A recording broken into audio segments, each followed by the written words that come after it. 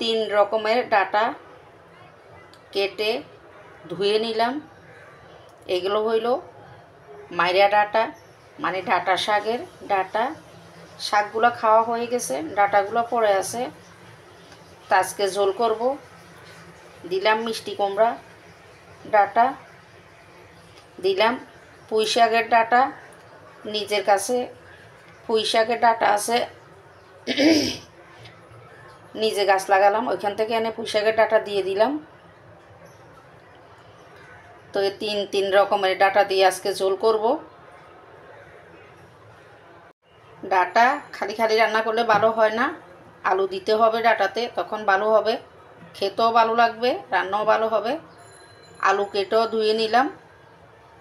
এবার রান্না করার পালা। চলেন সবাই মিলে একসাথে রান্না করি।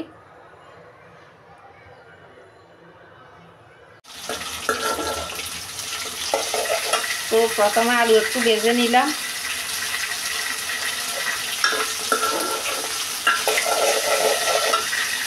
ফোড়ন দিলাম 5 ফোড়ন। এবার ডাটাগুলো দিয়ে দিচ্ছি।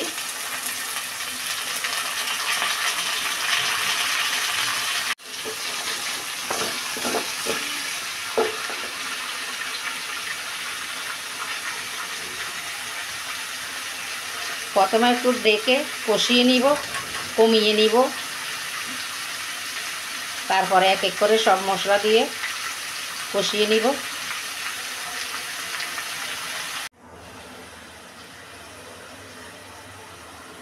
দিয়ে দিলাম লবণ, হলুদ, মরিচ, দিয়ে দিচ্ছি একটু জল।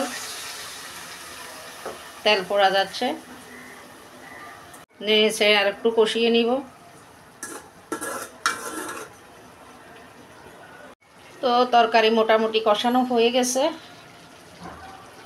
এদিকে আরেক চুলায় মাছও ভেজে নিলাম।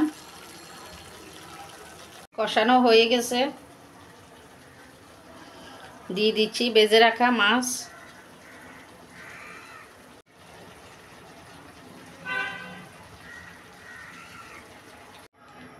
উতরিয়ে নিব।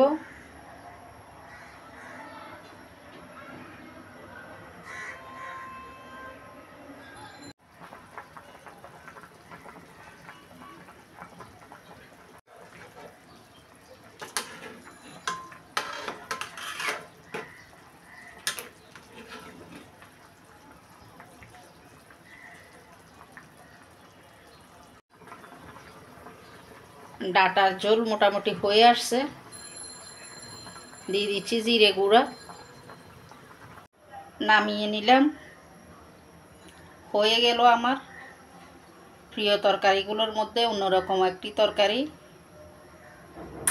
ডাটার ঝোল।